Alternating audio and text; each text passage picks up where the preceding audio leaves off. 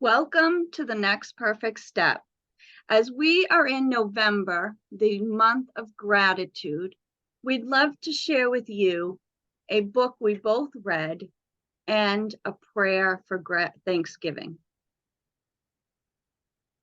This book is called Braiding Sweetgrass. It's by Robin Kimmerer, and this chapter is called Allegiance to Gratitude. So I hope that you enjoy it. There was a time not so long ago when my morning ritual was to rise before dawn and start the oatmeal and coffee before waking the girls. Then I would get them up to feed the horses before school. That done, I would pack lunches, find lost papers, and kiss pink cheeks as the school bus chugged up the hill, all before filling bowls for the cats and dog, finding something presentable to wear, and previewing my morning lecture as I drove to school. Reflection was not a word frequently in my mind those days.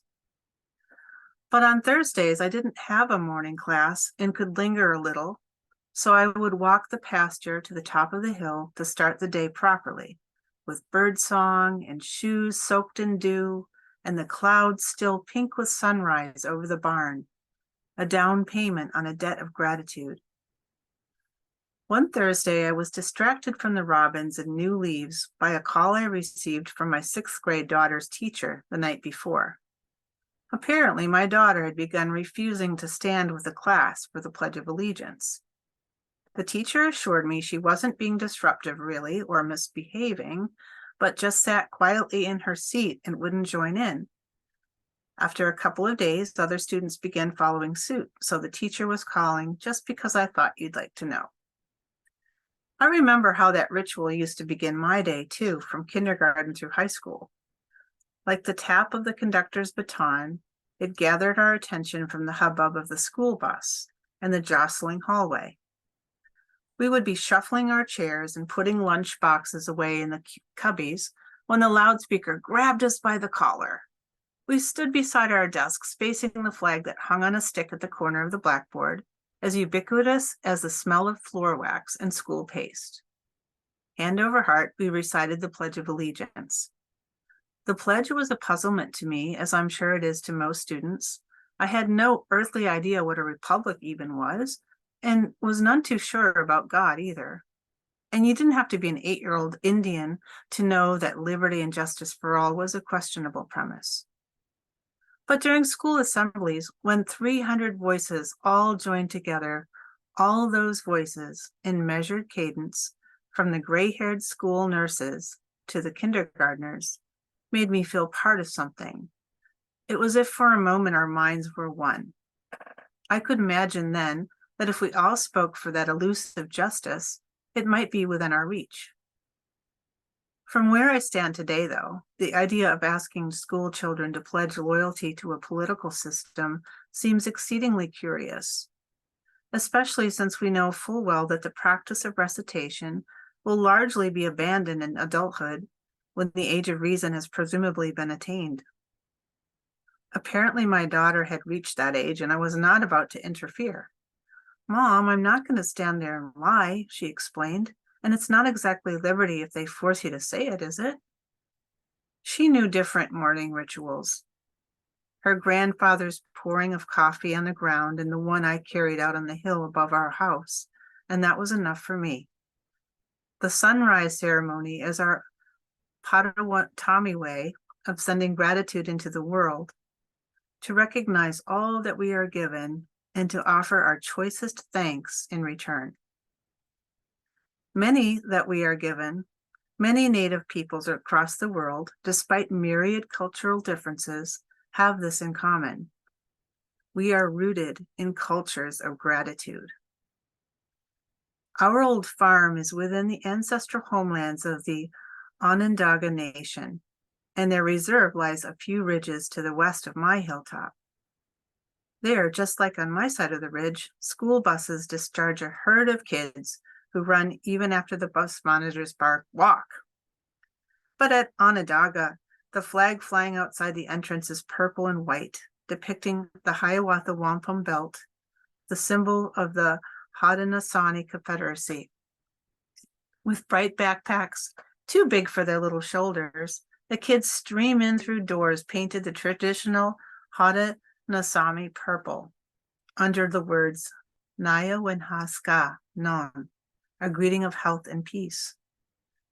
Black-haired children run circles around the atrium through sun shafts over clan symbols etched on the slate floor. Here, the school week begins and ends not with the Pledge of Allegiance, but with the Thanksgiving address, a river of words as old as the people themselves, known more accurately in the Onondaga language as the words that come before all else. This ancient order of protocol sets gratitude as the highest priority. The gratitude is directed straight to the ones who share their gifts with the world. All the classes stand together in the atrium, and one grade each week has responsibility for the oratory. Together, in a language older than English, they begin the recitation. It is said that the people were instructed to stand and offer these words whenever they gathered, no matter how many or how few, before anything else was done.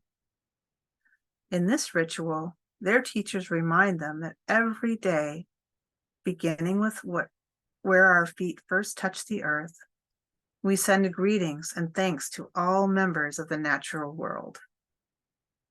Today, it is the third grade's turn.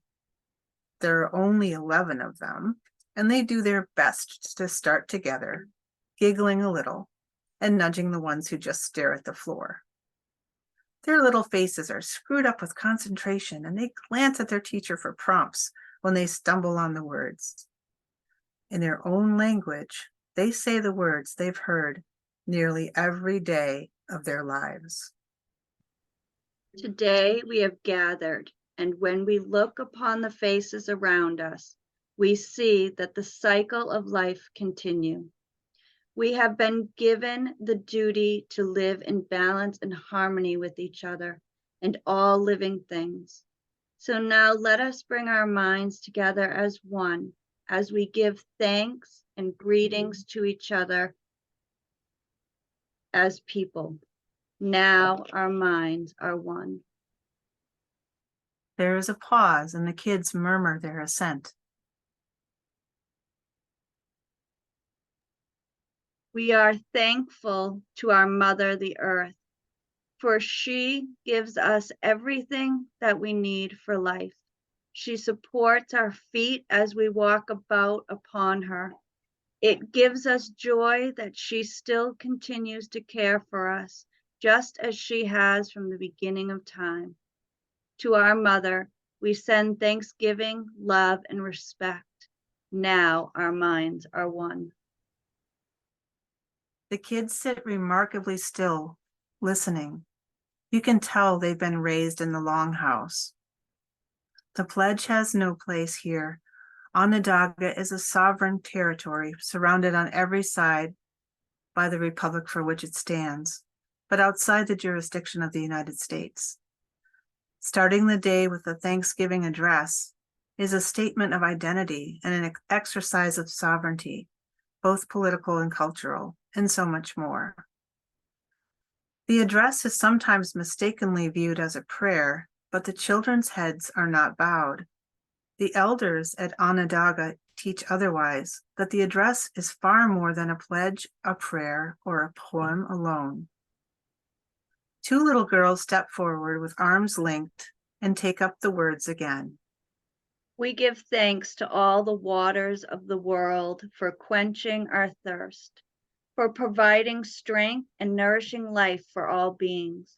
We know its power in many forms: waterfalls and rains, mists and streams, rivers and oceans, snow and ice. We are grateful that the waters are still here and meeting their responsibility to the rest of creation. Can we agree that water is important to our lives and bring our minds together as one to send greeting and thanks to the water? Now our minds are one. I'm told the Thanksgiving address is at heart an invocation of gratitude, but it is also a material, scientific inventory of the natural world. Another name for the oration is greetings and thanks to the natural world. As it goes forward, each element of the ecosystem is named in its turn, along with its function. It is a lesson in native science. We turn our thoughts to all of the fish life in the water. They were instructed to cleanse and purify the water. They also gave themselves to us as food. We are grateful that they continue to do their duty, and we send to the fish our greeting and our thanks. Now our minds are one. Now we turn towards the vast field of plant life. As far as the eye can see, the plants grow, working many wonders. They sustain many life forms. With our minds gathered together, we give thanks and look forward to seeing plant life for many generations to come. Our minds are now one. When we look about us, we see that the berries are still here, providing us with delicious foods. The leader of the berries is the strawberry, the first to ripen in spring. Can we agree that we are grateful that the berries are with us in the world and send our thanksgiving, love, and respect to the berries? Now our minds are one. I wonder if there are kids here who, like my daughter, rebel, who refuse to stand and say thank you to the earth. It seems to be hard to argue with gratitude for berries. With one mind, we honor and thank all the food plants we harvest from the garden, especially the three sisters who feed the people with such abundance. Since the beginning of time, the grains, vegetables, beans, and fruit have helped the people survive. Many other living things draw strength from them as well. We gather together in our minds all the plant foods and send them a greeting and thanks. Now our minds are one. The kids take note of each addition and nod in agreement, especially for food. A little boy in a Red Hawks lacrosse shirt steps forward to speak. Now we turn to the medicine herbs of the world. From the beginning, they were instructed to take away sickness. They are always waiting and ready to heal us. We are so happy that they are still among us, those special few who remember how to use the plants for healing. With one mind, we send thanksgiving, love, and respect the medicines and the keepers of the medicine. Now our minds are one. Standing around us, we see all the trees. The earth has many families of trees, those who have their own instructions and uses. Some provide shelter and shade, others fruit and beauty, and many useful gifts. The maple is the leader of the trees. To recognize its gift of sugar when people needed it most. Many people of the world recognize a tree as a symbol of peace and strength. With one mind, we greet and thank the tree life. Now our minds are one. The address is, by its very nature, greetings to all who sustain us, long, but it can be done in abbreviated form or in long and loving detail. At the school, it is tailored to the language skills of the children speaking it. Part of its power surely rests in the length of time it takes to send greetings and thanks to so many. The listeners reciprocate the gift of the speaker's words with their attention, and by putting their minds into the place where gathered minds meet. You could be passive and just let the words and the time flow by. but each call asks for the response. Now our minds are one. You have to concentrate. You have to give yourself to the listening. It takes effort, especially in a time when we are accustomed to sound bites and immediate gratification. When the long version is done at joint meetings with non-native business or government officials, they often get a little fidgety, especially the lawyers. They want to get on with it, their eyes darting around the room, trying so hard not to look at their watches. My own students profess to cherish the opportunity to share this experience of the Thanksgiving address, and yet it never fails that one or a few comment that it goes on too long. Poor you, I sympathize. What a pity that we have so much to be thankful for. We gather our minds together to send our greeting and thanks to all the beautiful animal life of the world who walk about with us. They have many things to teach us as people. We are grateful that they continue to share their lives with us and hope that it will always be so. Let us put our minds together as one and send our thanks to the animals. Now our minds are one. Imagine raising children in a culture in which gratitude is the first priority. Frida Jakes works at the Onondaga Nation School. She is a clan mother, the school community liaison, and a generous teacher. She explains to me that the Thanksgiving address embodies the Onondaga relationship with the world. Each part of creation is thanked in turn for fulfilling its creator-given duty to the others. It reminds you every day that you have enough, she says, more than enough. Everything needed to sustain life is already here. When we do this every day, it leads us to an outlook of contentment and respect for all of creation. You can't listen to the Thanksgiving address without feeling wealthy. And while expressing gratitude seems innocent enough, it is a revolutionary idea. In a consumer society, contentment is a radical proposition. Recognizing abundance rather than scarcity undermines an economy that thrives by creating unmet desires. Gratitude cultivates an ethic of fullness, but the economy needs emptiness. The Thanksgiving address reminds you that you already have everything you need. Gratitude doesn't send you out shopping to find satisfaction. It comes as a gift rather than a commodity, subverting the foundation of the whole economy. That's good medicine for land and people alike. We put our minds together as one and thank all the birds who move and fly about over our heads.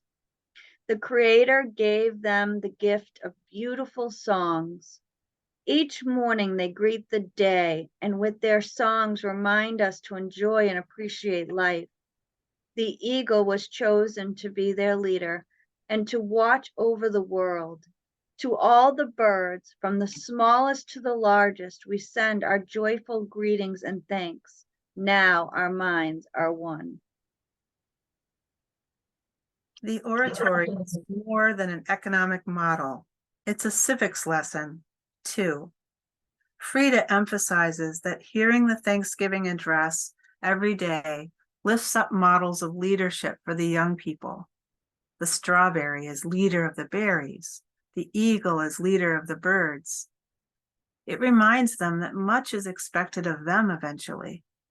It says that this is what it means to be a good leader, to have vision and to be generous, to sacrifice on behalf of the people. Like the maple, leaders are first to offer their gifts. It reminds the whole community that leadership is rooted not in power and authority, but in service and wisdom. We are all thankful for the powers we know as the four winds. We hear their voices in the morning air as they refresh us and purify the air we breathe. They help to bring the change of seasons from the four directions they come, bringing us messages and giving us strength. With one mind, we send our greeting and thanks to the four winds. Now our minds are one.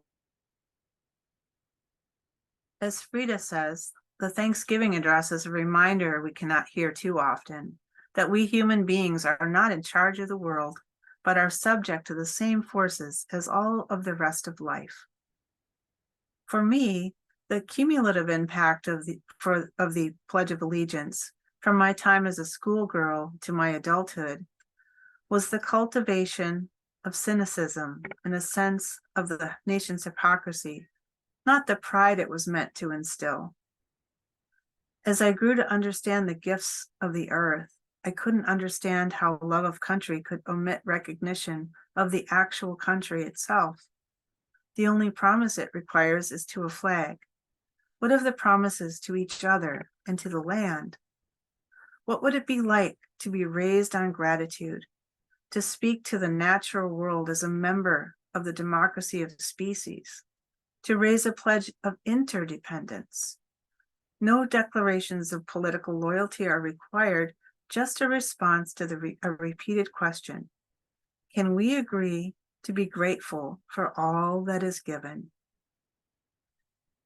In the Thanksgiving address, I hear respect toward all our non-human relatives, not one political entity, but to all of life.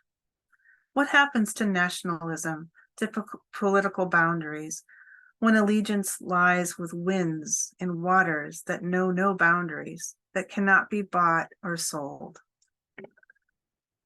Now we turn to the west, where our grandfather, the thunder beings, live.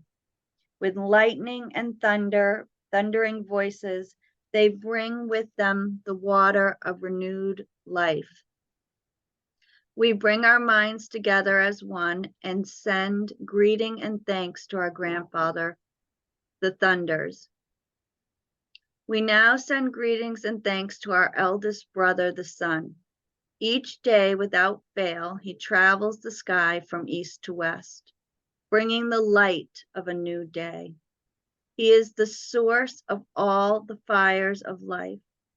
With one mind, we send greeting and thanks to our brother, the sun. Now our minds are one. The Haudenosaunee have been recognized for centuries as masters of negotiation, for the political prowess by which they've survived against all odds. The Thanksgiving address serves the people in myriad ways, including diplomacy.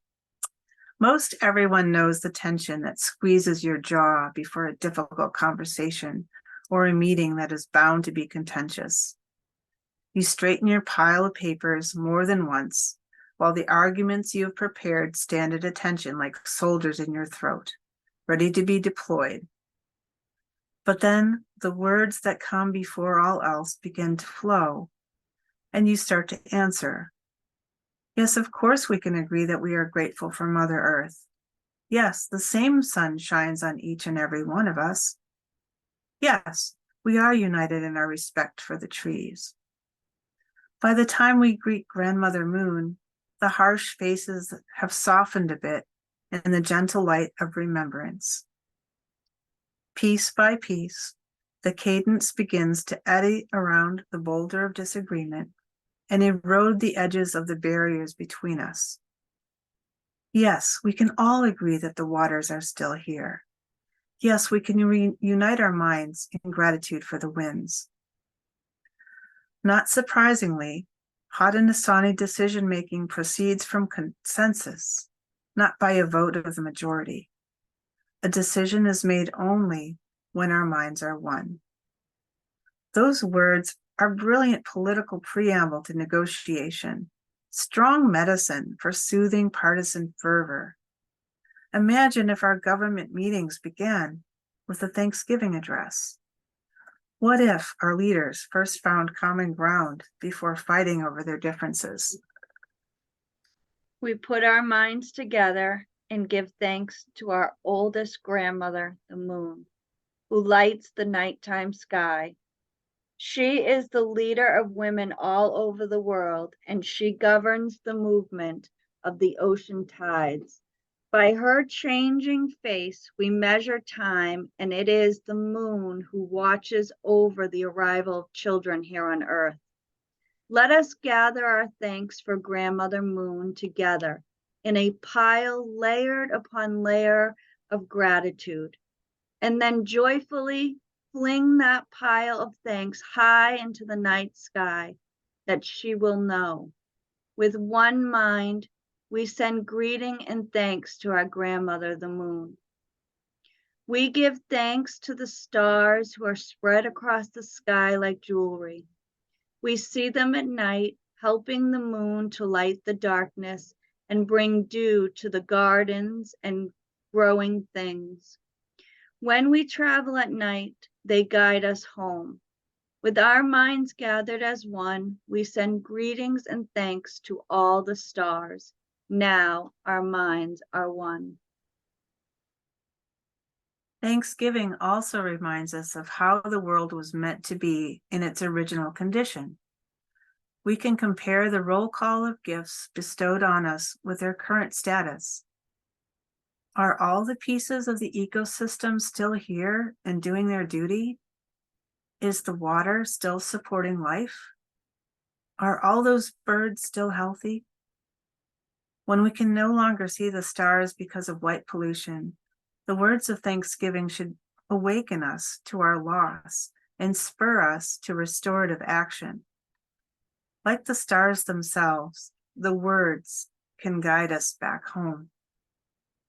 We gather our minds to greet and thank the enlightened teachers who have come to help throughout the ages. When we forget how to live in harmony, they remind us of the way we were instructed to live as people. With one mind, as we send greetings and thanks to our caring teachers, now our minds are one. While there is a clear structure and progression to the oratory, it is usually not recited verbatim or exactly the same by different speakers. Some renditions are low murmurs, barely discernible. Some are nearly songs. I love to hear Elder Tom Porter hold a circle of listeners in the bowl of his hand. He lights up every face, and no matter how long the delivery, you wish it was longer. Tommy says, "Let us pile up our thanks like a heap of flowers on a blanket. We will each take a corner and toss it high into the sky. And so our thanks should be as rich as the gifts of the world that shower down upon us. And we stand there together, grateful in the rain of blessings." We now turn our thoughts to the Creator, or Great Spirit, and send greetings and thanks for all the gifts of creation. Everything we need to live a good life is here on Mother Earth. For all the love that is still around us, we gather our minds together as one and send our choicest words of greeting and thanks to the Creator. Now our minds are one.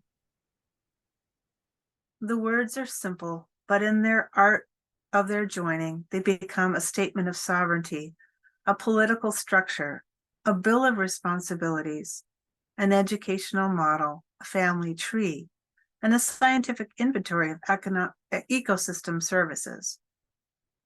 It is a powerful political document, a social contract, a way of being all in one piece. But first and foremost, it is the credo for a culture of gratitude. Cultures of gratitude must also be cultures of reciprocity. Each person, human or no, is bound to every other in a reciprocal relationship. Just as all beings have a duty to me, I have a duty to them. If an animal gives its life to feed me, I am in turn bound to support its life. If I receive a stream's gift of pure water, then I am responsible for returning a gift in kind. An integral part of a human's education is to know those duties and how to perform them. The Thanksgiving address reminds us that duties and gifts are two sides of the same coin. Eagles were given the gift of far sight, so it is their duty to watch over us. Rain fulfills its duty as it falls, because it was given the gift of sustaining life. What is the duty of humans? If gifts and responsibilities are one, then asking what is our responsibility is the same as asking what is our gift. It is said that only humans have the capacity for gratitude. This is among our gifts. It's such a simple thing, but we all know the power of gratitude to incite a cycle of reciprocity. If my girls run out the door with lunch in hand without a thanks, Mama, I confess I get to feeling it, try miserably with my time and energy. But when I get a hug of appreciation, I want to stay up late to bake cookies for tomorrow's lunch bag. We know that appreciation begets abundance. Why should it not be for Mother Earth, who packs us a lunch every single day? Living as a neighbor to the Haudenosaunee, I have heard the Thanksgiving address in many forms, spoken by many different voices, and I raise my heart to it, like raising my face to the rain. But I am not a Haudenosaunee citizen or scholar, just a respectful neighbor and a listener. Because I feared overstepping my boundaries and sharing what I've been told, I asked permission to write about it and how it has influenced my own thinking. Over and over, I was told that these words are a gift of the Haudenosaunee to the world. When I asked Onondaga faithkeeper Oren Lyons about it, he gave his signature slightly bemused smile and said, "Of course you should write about it. It's supposed to be shared. Otherwise, how can it work? We've been waiting 500 years for people to listen. If they'd understood the Thanksgiving then, we wouldn't be in this mess." The Haudenosaunee have published the address widely, and it has now been translated into over 40 languages and is heard all around the world. Why not here in this land? I'm trying to imagine how it would be if schools transformed their mornings to include something like the Thanksgiving address. I mean no disrespect for the white-haired veterans in my town who stand with hand on heart as the flag goes by, whose eyes fill with tears as they recite the pledge in raspy voices. I love my country too, and its hopes for freedom and justice. But the boundaries of what I honor are bigger than the Republic. Let us pledge reciprocity with the living world. The Thanksgiving address describes our mutual allegiance as human delegates to the democracy of species. If what we want for our people is patriotism, then let us inspire true love of country by invoking the land herself. If we want to raise good leaders, let us remind our children of the eagle and the maple. If we want to grow good citizens, then let us teach reciprocity. If what we aspire to is justice for all, then let it be justice for all of creation. We have now arrived at the place where we end our words. For all the things we have named, it is not our intention to leave anything out. If something was forgotten, we leave it to each individual to send such greetings and thanks in their own way. And now our minds are one. Every day with these words, the people give thanks to the land. In the silence that falls at the end of those words, I listen, longing for the day when we can hear the land give thanks for the people in return. We hope you enjoyed this story as much as we did.